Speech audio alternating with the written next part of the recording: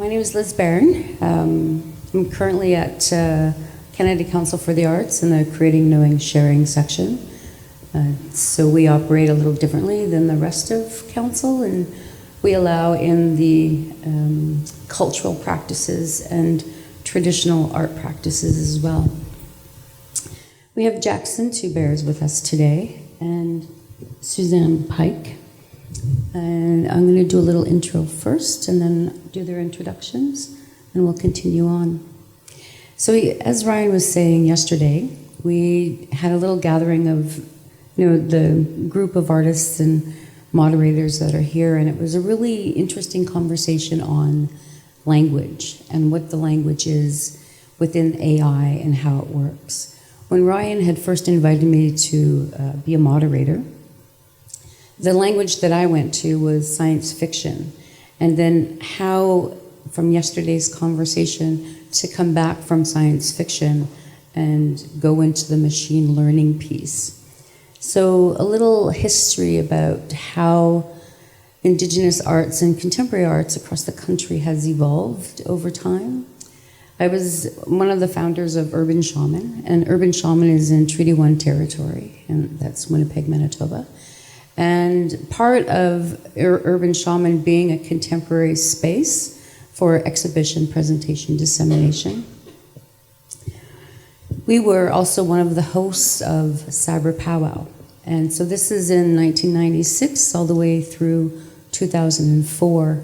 It was an online gathering space.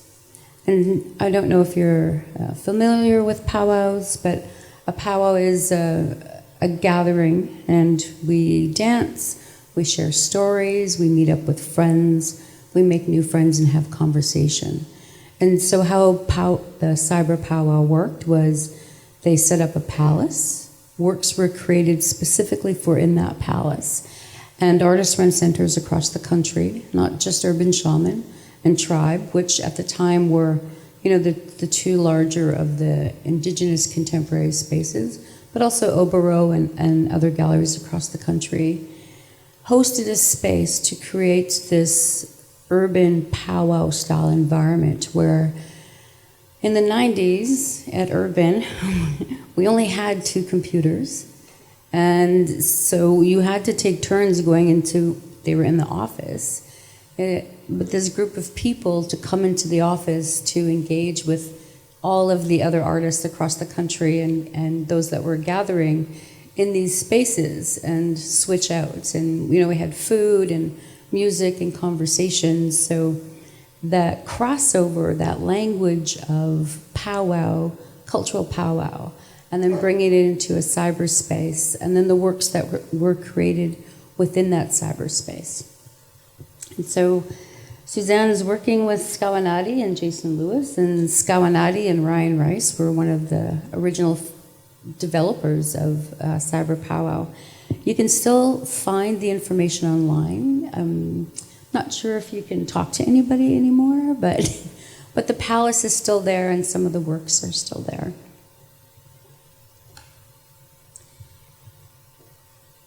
One of the other artists I was talking with previously about this idea of AI and where does it fit into our Indigenous cosmology was Jason Berg. And Jason Berg does a lot of work with artificial intelligence and digital media and new media.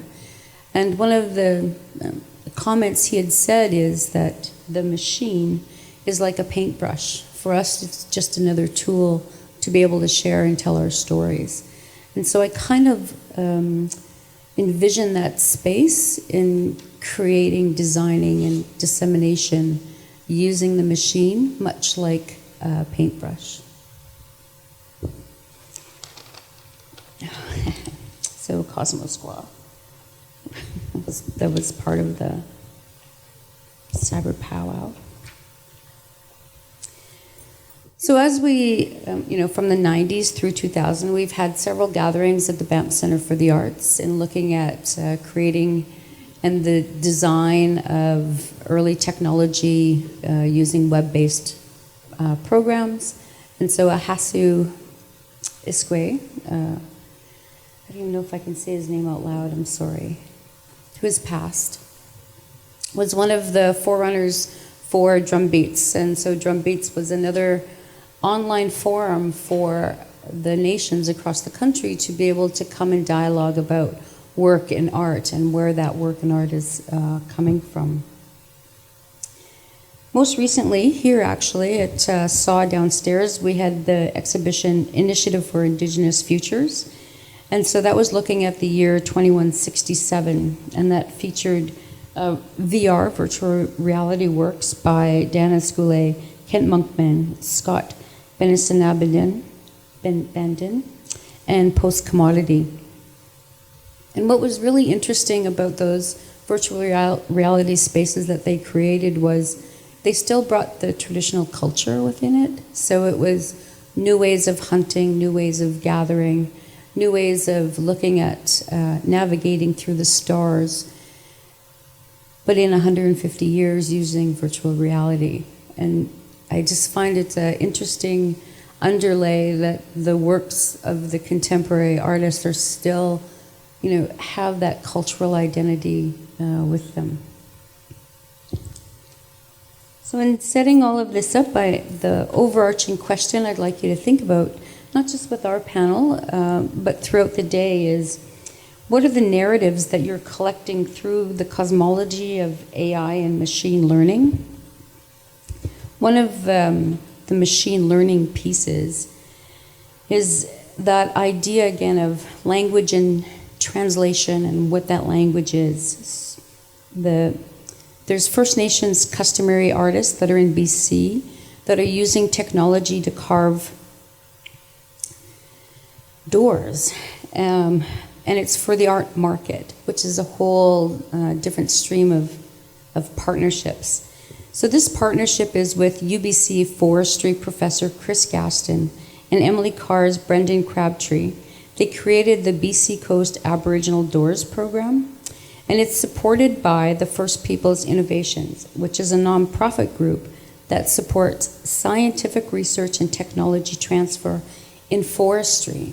So we're looking at the forestry engineers and then customary carvers. And so what they did is they created this 4-week intensive program where 6 traditional customary carvers came in.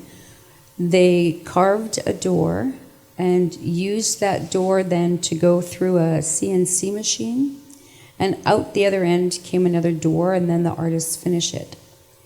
Traditionally, when they carve the doors, it takes them between 4 to 6 months to do one door, and they can then sell that door for $20,000. When they take that one door pattern and they use that new technology of that CNC machine, and out comes their replica, they can sell that door for $4,000, and it takes 3 hours. So that idea of that machine learning, and that crossover with forestry and art and traditional works, and creating a new market, a new financial market, so that economic growth idea. So again, these are some of the narratives that are being collected within the Indigenous art practices. So I'm going to introduce Jackson 2Bear.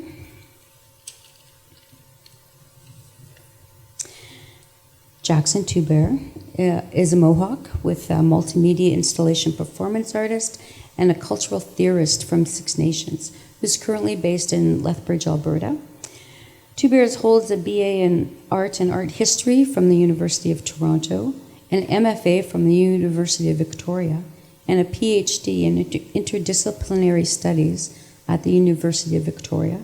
He is currently Assistant Professor of Studio Art and Native American Studio Art at the University of Lethbridge in Alberta, and had an opening in Alberta last night where he Skyped in.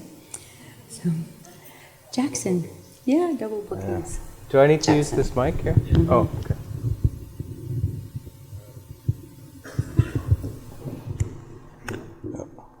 It's kind of glued in there. So. Hello.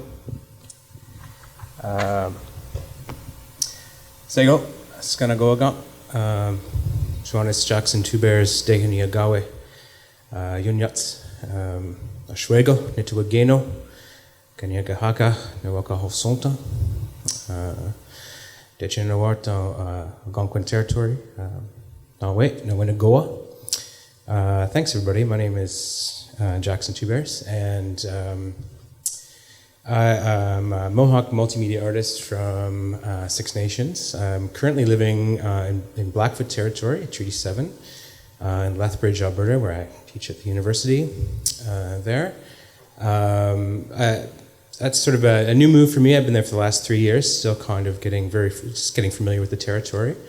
But before that, I was in Leguanan Territory, actually, as was set out in Victoria, BC. And I did have an art opening last night, which is why I missed dinner, so I apologize for that. But I was Skyping in to say hello to people in the open. That happens to me more often than you'd think, actually, when I have double bookings at the same time. And then nothing for many months. It's funny. Anyways, I'm happy to be here. Thank you so much. I've sort of rewritten this presentation based on the conversations from yesterday, which were just absolutely fantastic and give me a lot more to think about. And I've instead of kind of giving a traditional sort of presentation, I'd like to, in a way, kind of give you or suggest a framework for thinking about the topics of this panel, which have to do with thinking, cosmologically about technology and culture and society. And so let me just begin by saying that, or sort of a beginning perspective really comes from, this idea in many of our traditional teachings, this idea that we've heard many times before that stories are written on the landscape, that the landscape itself is an animate, and that it's an embodied living archive. So from that perspective, and also kind of framing this presentation is this concept that I borrow from a philosopher by the name of Vine Deloria Jr., particularly found in his two books. One is called For This Land, and the other one entitled God is Red. And it's a particular theory he puts across between time and space. And his suggestion is that really the incommensurabilities between Western thought and what he calls tribal spirituality really come from the fact that the first is based in time. That there's a kind of sense of, there's a philosophy that is very pinned to temporality, that everything happens in a very linear fashion. History unfolds in a certain kind of way. To this he adds, this idea of manifest destiny and this idea of the, of things unfolding in this particular kind of fashion for a particular kind of people. This sort of idea of temporality is really ingrained in the philosophy of the West, he argues. Also to his estimation that tribal spirituality is based in space. That, he's referring, of course, to this idea of our stories being written on the landscape. That he says, our thought, our philosophy, our cosmology is really based, is a spatial philosophy. That it's not just durational, but it's also dimensional. And, I was just as my own kind of, I was only recently, re-reminded of this when I moved to Lethbridge, and I got the great fortune to, and I have the great fortune to work with Leroy Littlebear, who some of you may know Leroy, and if you're fortunate enough to, if you hang around him long enough, he'll start telling stories. That's how he kind of communicates these eventually giant philosophical ideas. You don't really realize it until he's just a brilliant storyteller. But if you're fortunate enough to hang out with him long enough, you'll start to notice that he'll say things like, well, I have this great story I can tell you, but, we really have to go to the Belly Buttes. I can tell it to you if we go there. Or, I can tell you this other thing, but that's kind of a story. Those are stories that are part of Chief Mountain or something, right? These are landmarks or important spaces for the Blackfoot, where they have their Sundance, and the Belly Buttes, etc. So he'll tell you it's really connected to these spaces, and you have to go to these locations to hear these particular stories. And just a reminder to me of how ingrained that kind of idea is, that there's a kind of space, there's a kind of embodiment of story that is particularly important to how you experience it. You have to kind of be immersed in it. You don't hear it in the same kind of way that maybe you're used to. So this kind of framework that I'm talking about, or I want to propose today, is really animated by that thought, but also by Vine Deloria's idea, but also again by Leroy Littlebear, who talks a lot about interconnectivity and talks a lot about the ways in which that there's not much difference really conceptually, spiritually between human landscape and these kind of binary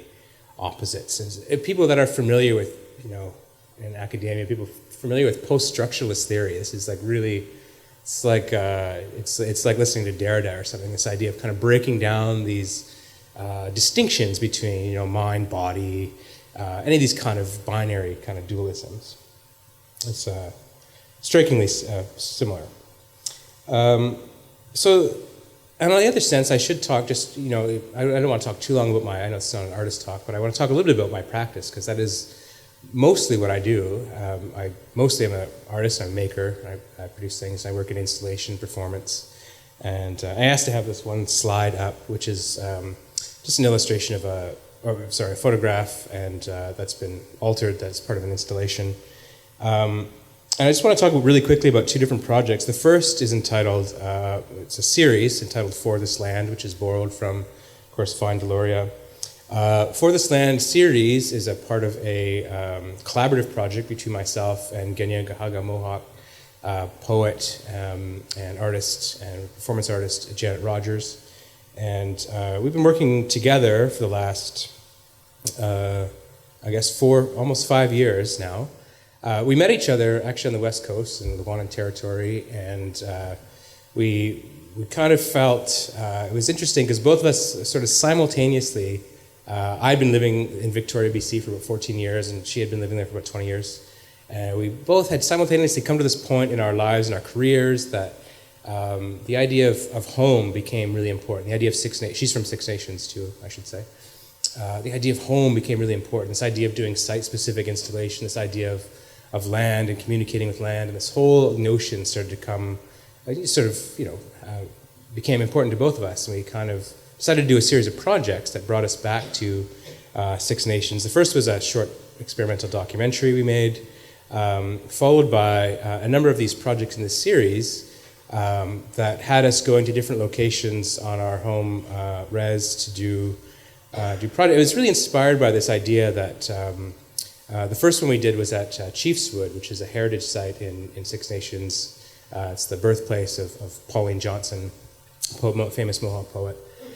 So we went to this location, and Janet had this idea that Pauline had left stories for us there on the landscape and the site, and so we just literally spent a couple weeks there on location, recording, doing any number of different actions, making things from the materials we found in the landscape, doing sound recordings, and that became kind of our aesthetic interpretations became the installation piece that we were doing. So that's one work I wanted to talk about. The second one was this image is from, which is from a piece that I did in Kelowna, which was part of a gathering there 2 years ago at the UBCO in Okanagan. And the reason I mention this is because I think this also kind of frames some of this idea that I want to present today. And that is, we were invited to go to this residency, which was a few months long. I was only able to be there for a couple of weeks, and the idea was that was introduced that we start thinking about how to do not just social practice, social relational practice, which always seems to, in some way, involve engagement with with our social spaces, which is really interesting. But this project was all about trying to engage with other non-human.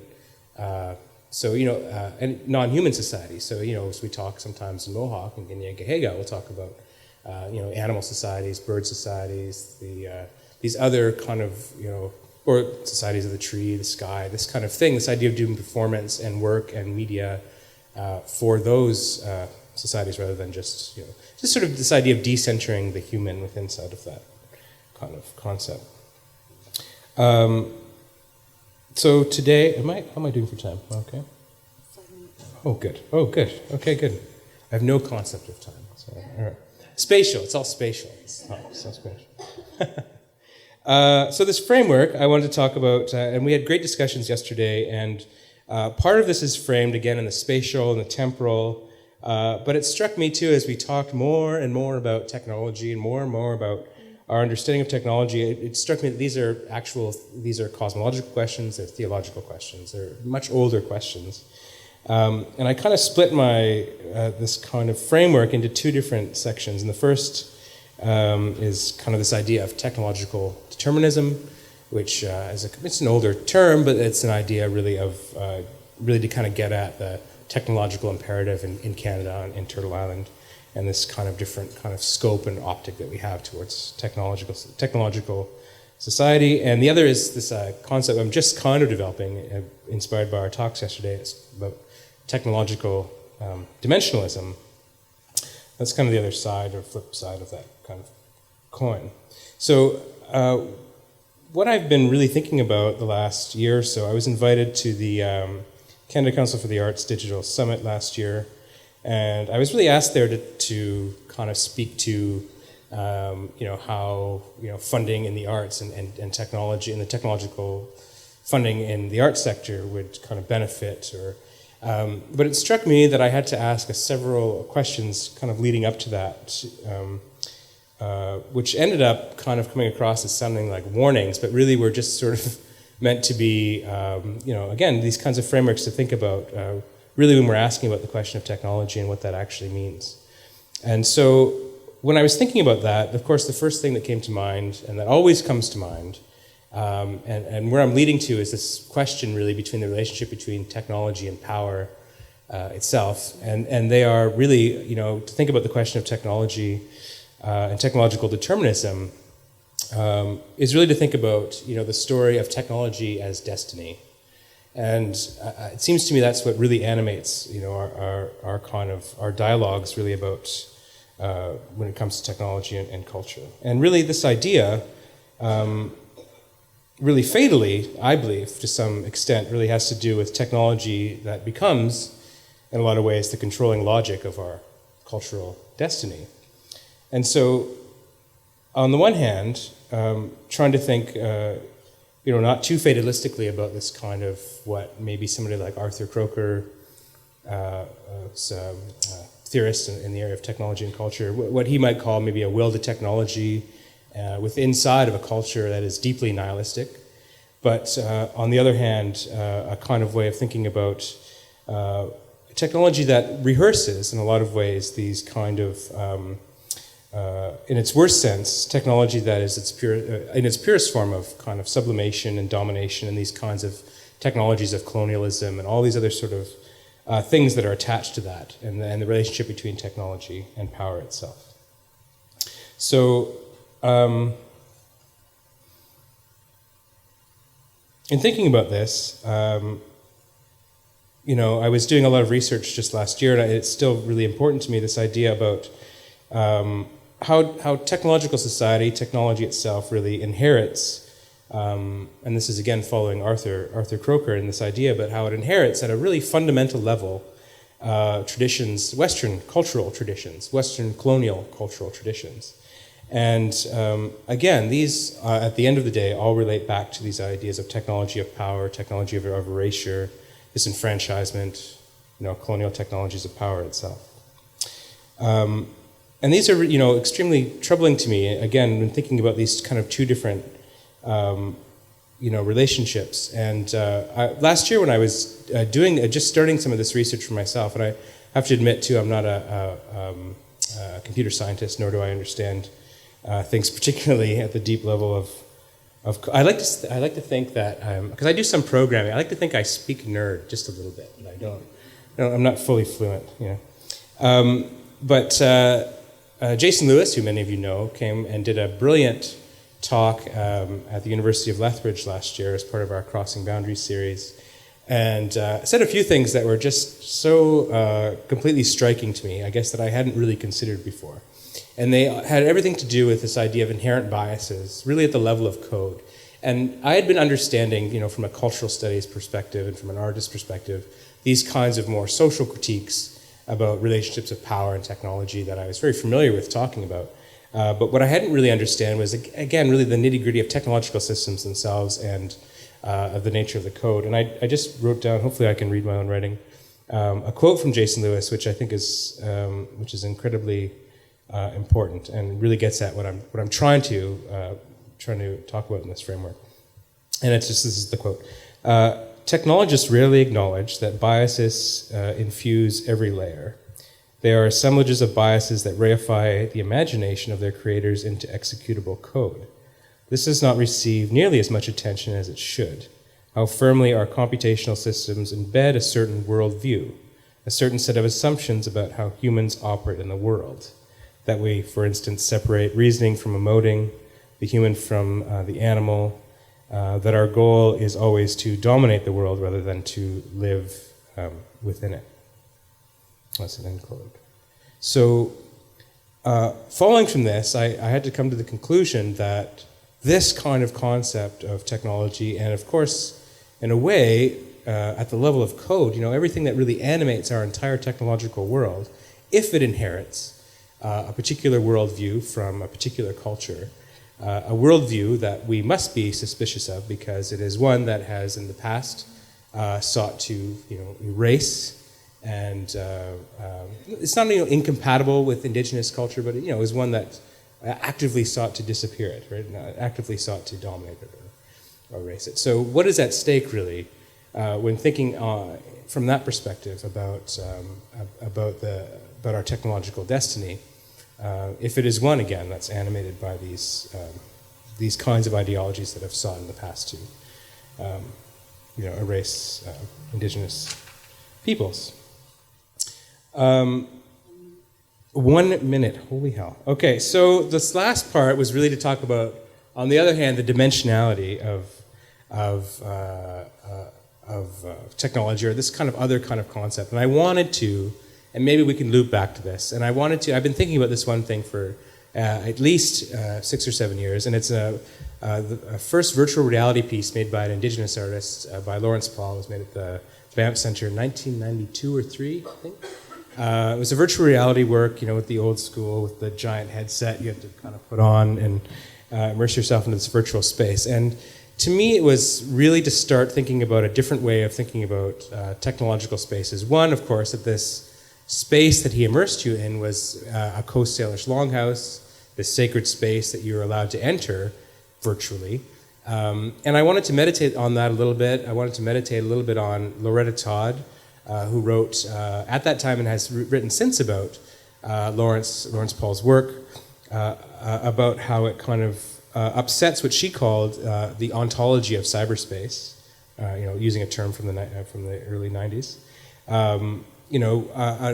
Inverts the ontology of cyberspace, and one that doesn't rehearse again some of these usual Western codes of that, from her point of view, that rehearse Western codes of transcendence or any of these other kinds of notions of separation of body and place, body, land, this kind of thing. I will wrap up though, because I don't want to be rude to my colleague. But just to say 2 last points about that. The other element of this kind of framework that I'm developing, with on the one hand with Loretta Todd, who's talking about these kinds of Western traditions, but also on the other side, I think a very important critique was levied by a philosopher by the name of Catherine Hales, who wrote this really important book called How We Became Posthuman. And her analysis, I think, is just really spot on about the history of cybernetics. He talks about Hans Moravec and Norbert Wiener, these ideas of, in the late 1930s and early 1940s, about these histories of cybernetics and really how it really inframes, talking about its technological future at the time. I think is spot on with how we understand some of these concepts too. But again, some of these ideas between separating information from materiality, equating things like the thinking, conscious human mind with information, how these things, even saying things like consciousness is similar to that of a machine in these kinds of ways. All these sorts of analogies that were made at these early days of cybernetics and how they really do animate our or their technological destiny, which is our technological present, but also really exemplifies how that coding and all this stuff is not neutral, that it really does inherit it's something from its cultural context. So I think that's it. I think I'll end there. Nawen Goa, and happy to loop back to any of these things. And thanks for bearing with me. This is all brand new thought that's really been inspired by our conversations yesterday. So thanks for bearing with me as I stumbled my way through it. Thank you. Nawen.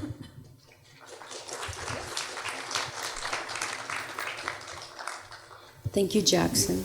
We will be doing questions after, so hopefully you'll have some questions ready for us. Now I'd like to introduce you to Suzanne Kite. Susan is a Lela? What? Oglala Lakota, performance and visual artist and composer from Los Angeles. Suzanne has a BFA in music composition, MFA from Baird College, Moulton Avery Graduate School, and a PhD candidate at Concordia University. She's been developing a body interface for movement performance using carbon fiber sculpture and in immersive video and sound installations, and has recently launched the experimental electronic imprint Unheard Records. Welcome, Suzanne.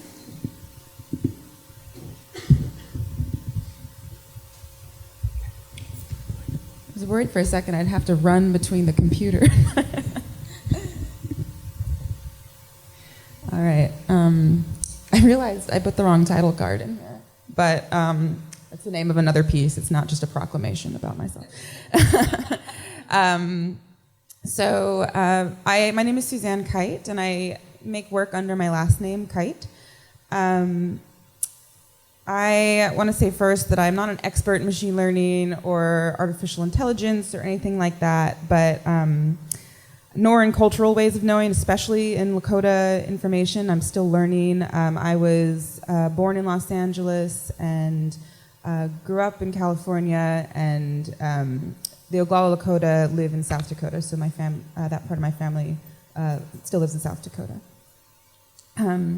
What I am expert in is making art with technology the best I can as a diasporic Lakota person. And right now I live in Montreal.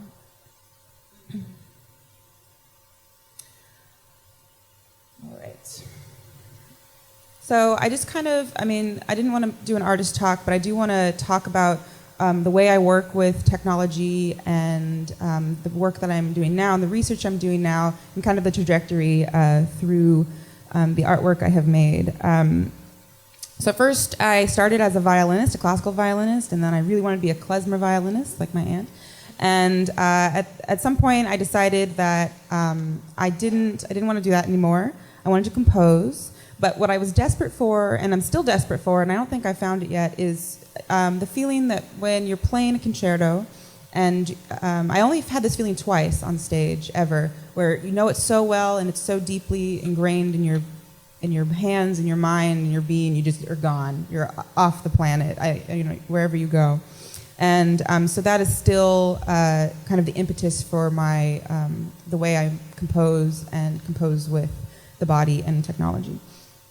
So what I first started doing using tech more was when I wanted to learn data sonification. And I studied with Marcus Schmickler, who was teaching at CalArts at the time. And I wanted to make work about the phenomenon of feeling infinity, of tipping over into infinity, of counting, losing count, and that point where you realize you stopped counting. Or last night we were having a conversation about when you're writing, sometimes when I write, I just forget, I just stop and realize I've been staring off into space for 20 minutes when I thought I was writing.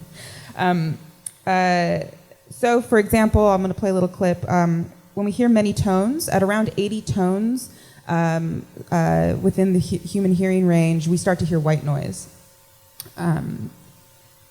And the human brain finds it hard to hear the difference between a bandwidth with 80 tones and white noise, which is theoretically all tones at once.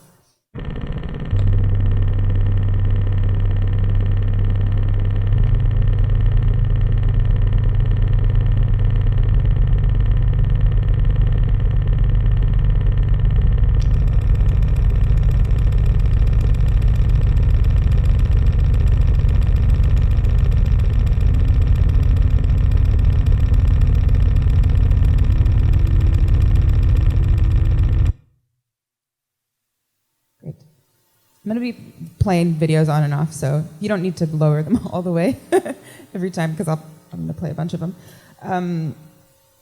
So that led me, that was the piece, this piece called Rocks, which is part of a larger piece called Omega, that I decided that physically placing the rocks on the ground, and I had an accelerometer that, you know, triggered each sound, was what I wanted to do. I wanted to experience the building of sound in time with the body. So I decided I wanted to really focus on the body. So I was doing sonification, which is where you take data and you make it into sound. Visualization, where you take data and turn it into visuals. But then I was like, what does it mean to listen to data, see data, and then try to do it with the body? So I said that was tactilization. And so my goal has been to put these into communication with each other and involve the body. So then I built, with my friend James Hurwitz at CalArts, I built my first body interface. And this is the original version of it. And it really hasn't changed that much. I'm very committed to simplicity, and it's a great tool, even though the parts in it are like 10 years old by now. And these are the casings for it, various carbon fiber. And this is the first version of what it did. This is all open source software. So basically, it's a basic accelerometer. It's usually I'll have buttons, click buttons, force-sensitive resistors, and it's wearable in many ways. Oh, there's James. So the first big piece I did with this was called "People, You Must Look at Me," and this piece was about compositionally enfolding a death that had experienced my family in a cocoon of tactile storytelling. And the storytelling itself I've always sought to make circular. So this was a chiastic composition. So there's one thing in the middle, and it's cocooned. And my goal with this was to be physically entwined with listening, where listening is the driver. The body moves, and the sound moves around the room in quad. And I follow the sound. My body is trying to follow and listen to the sound, but no matter what I do, it keeps moving. So that I wanted to build indirect relationships with listening and with the body. And in that piece, as it goes on, it gets more and more direct. And so here's a short sample. And I think this also has some of the other interfaces that I built.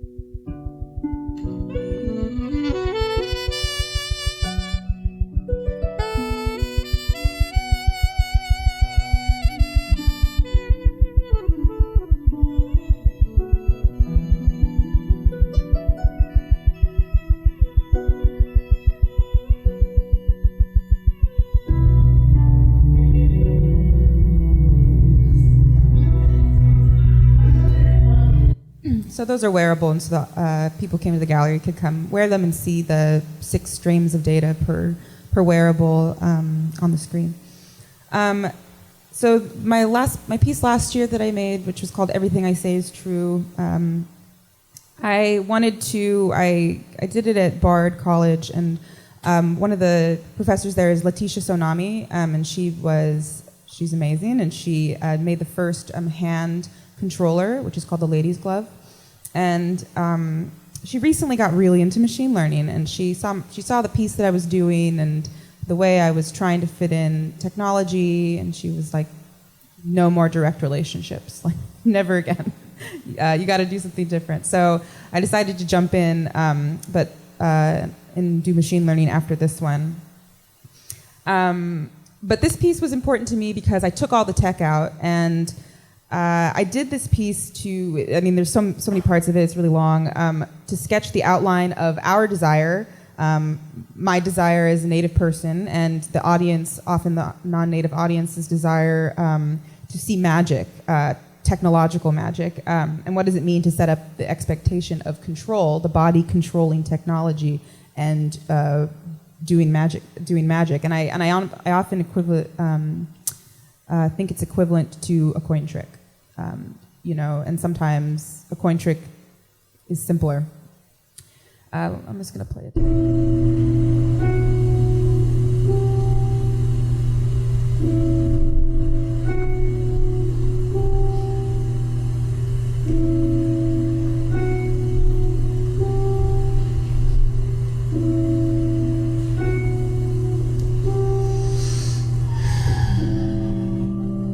So that was just one of the, I'm just going to skip some of these. More control in everything I say is true. But I wanted to talk about, this is some of the art, visual kind of stills from that piece, Everything I Say Is True. So in this piece, I wanted to talk about, I'm really into mapping. I mean, it's hard not to be obsessed with mapping of the land as a Native person. It's like, it's an obsession, and I'm obsessed with a specific hill where my grandmother and mother are buried in South Dakota, in Kyle. And I wanted to rethink time and mapping through Lakota language and Lakota epistemologies. So these are some of the results. This is stitched onto a dress. I didn't put the dress in here. In the center is the structure of the piece itself, and then out and out are events that happened, or maybe not happened, conspiracies even, that happened around that land.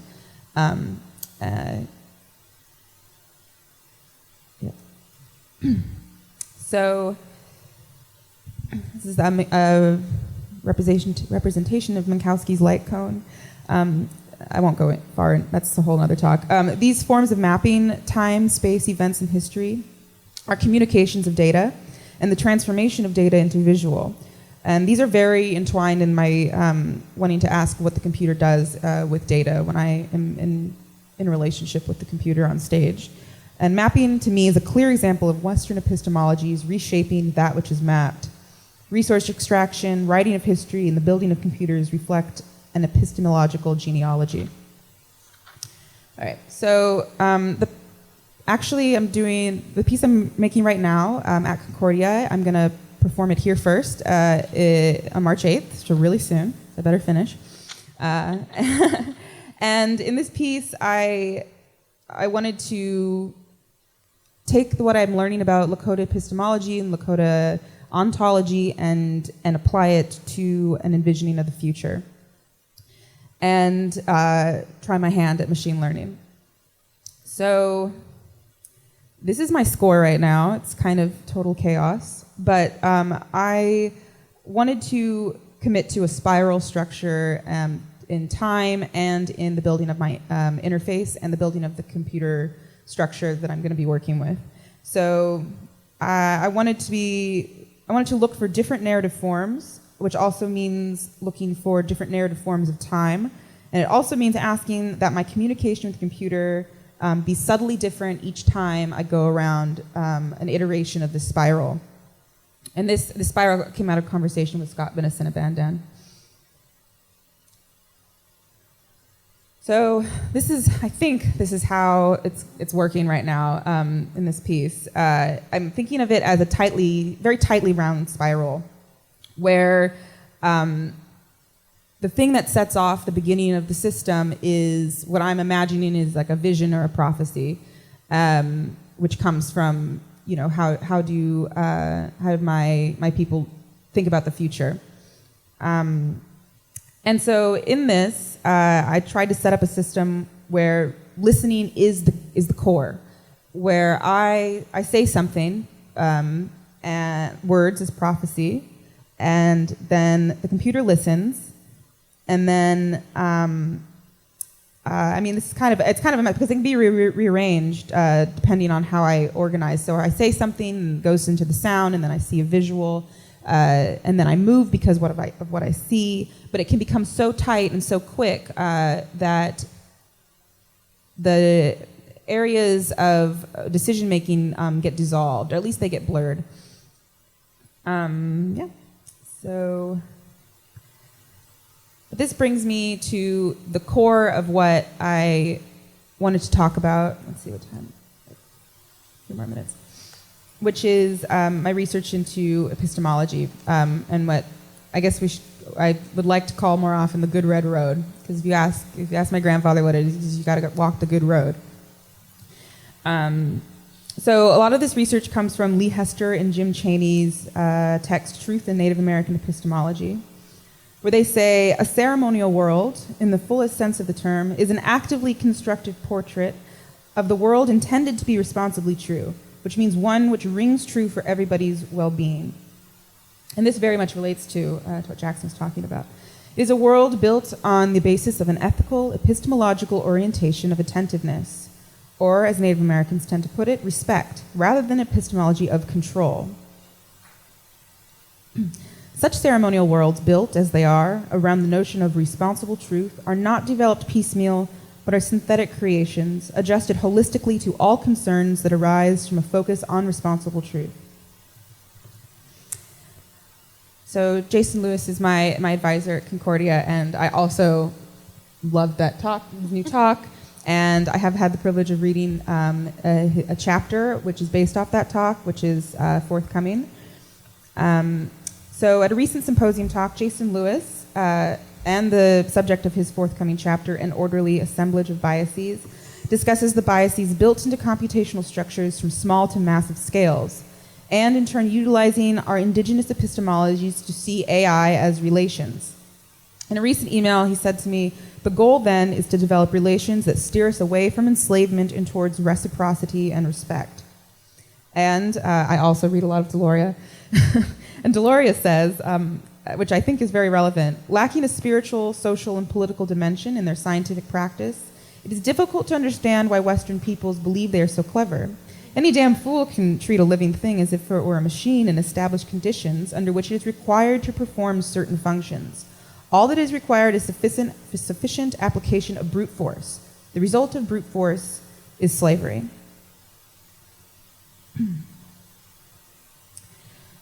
So, finally, I kind of wanted to introduce something that's new in my research, that I still have a fraught. I mean, all ethnography is very fraught to deal with, but it is.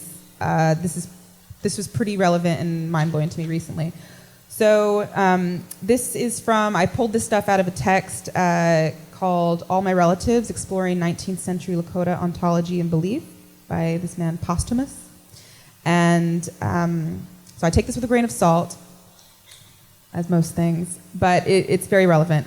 These and other these conversations with Scott and with Jason have led me to see how Lakota epistemologies are far better suited for creating relations with the non-human.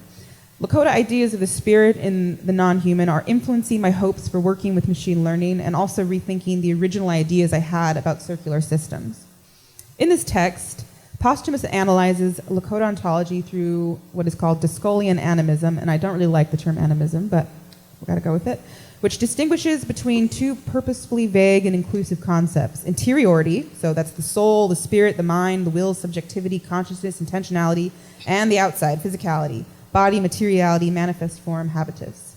So this means that interiority is especially distinct from Western ontologies in that animism, quote, allows for the extension of personhood and sociality to non-humans, thus abolishing the divide between nature and culture in animist societies.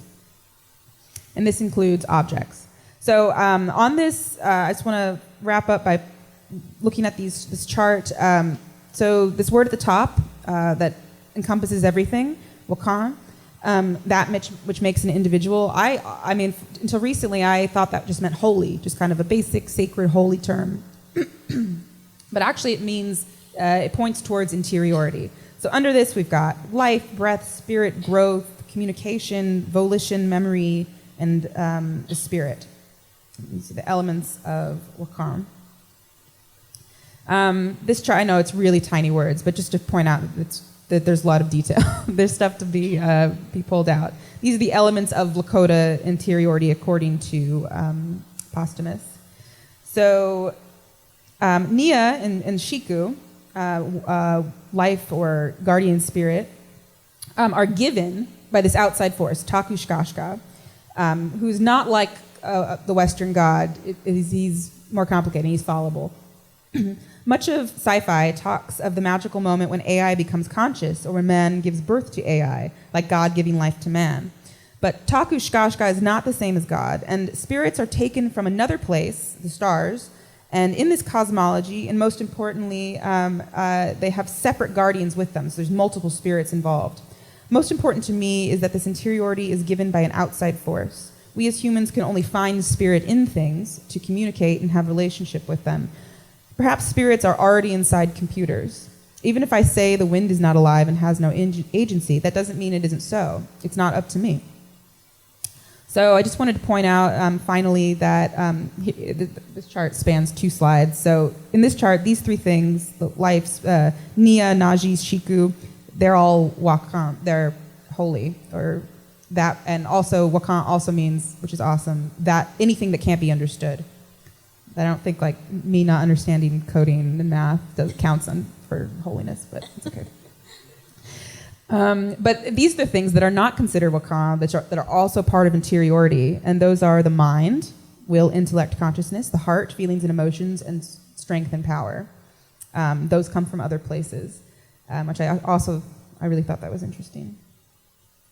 I'm going to wrap up by saying, I feel that there's an essential misunderstanding between Western and Lakota epistemologies, let alone the many indigenous epistemologies that I have not had the privilege of diving into, is the inability to comprehend the complexities of spirit, soul, movement, and agency in non-human relations.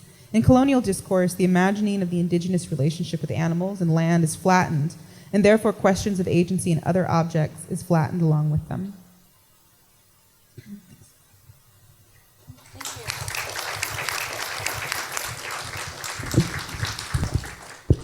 I want to thank you both for that. And some of the observations, and I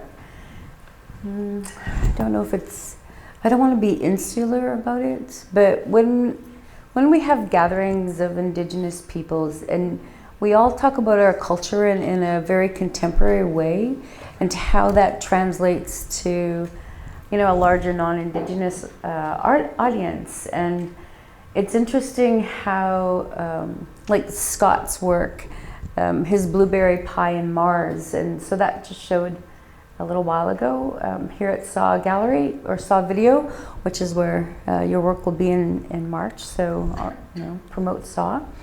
But that idea, when using the technology, it's still about culture, it's still about the language, and trying to bring that language into further generations. So 8 years ago, we had Close Encounters, the next 500 years, which was an exhibition in Winnipeg, in Treaty 1 territory, at Plug-In, and it invited over 80 Indigenous artists from around the world to look at their futures in 500 years. And there was a huge publication that went with it and what it looked like, and many shared their traditional stories through a new form of work. But yet it was still, that culture was still being brought forward. So do you want to, can you talk about language in your work, Jackson? Sure.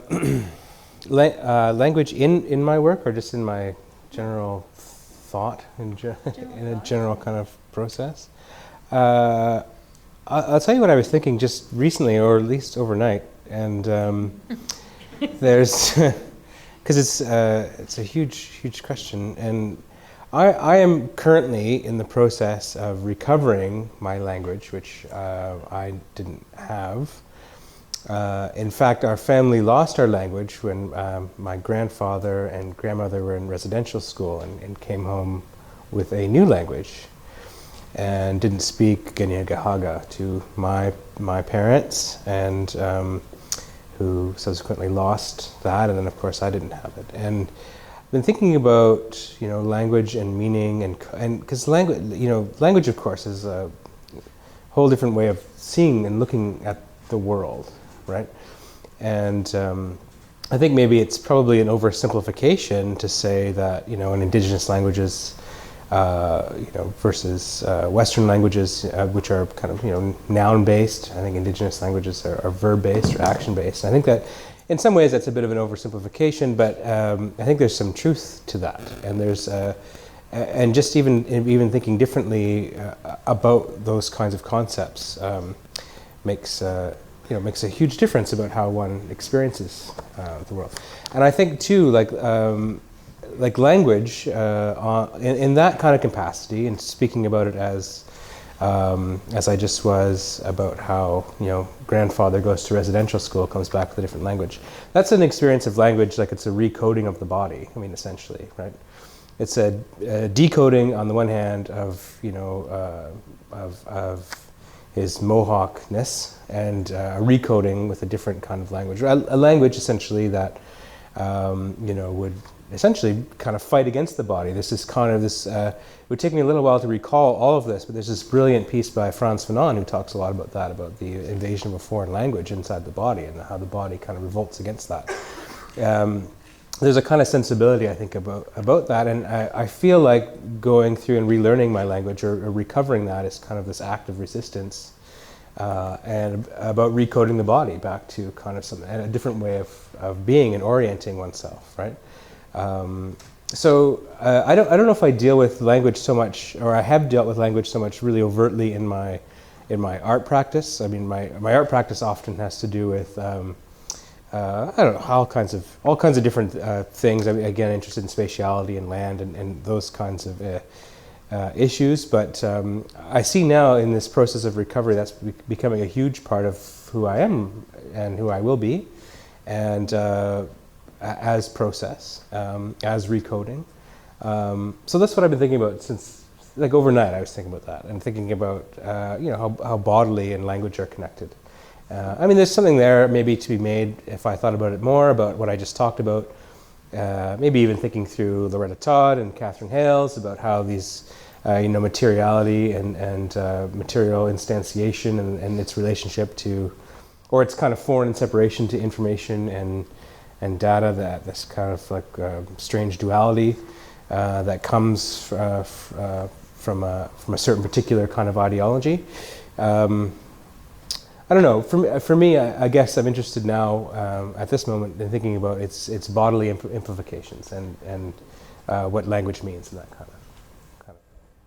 And Suzanne, so how was the traditional Lakota language is it enhancing? Is it developing for the technology language that's in your work? I'm not even sure yet. I feel like I'm signed up to go to the Lakota Language Consortium this summer, 2 weeks. I get to live in the language for the first time, and relearning the language has been fraught because I barely want to start because I'm going to do it wrong, and it's really hard to unlearn new things.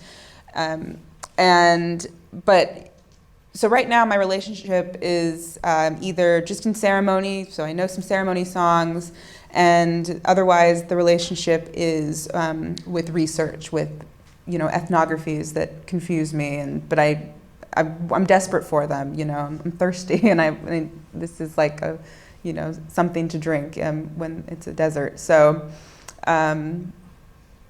but I find even in ethnographic texts, even in texts from like 1903 that I read a lot, they still give me the basis of transforming or beginning to transform, and be able to start to see differences in possibilities for thinking. So I'm really attached to epistemology because I feel like it shows a very bottom layer of what we're building on, what we're building: computer systems, building compositions, building politics, building our communities, and I'm not fixated on loss either, because even though a lot of this, so some of this formal Lakota language, there's levels of formality in Lakota, it's gone from, let's say, my family. So I don't, but the more I read and reflect and remember things my grandfather tells me, I realize that it's all in there. The beliefs are all there, all the knowledge is there. The language is just slightly different. So I'm very excited to learn my language, though. So I want to thank you all for being here. And thank you, Jackson, and thank you, Suzanne. Now I'm going to go up.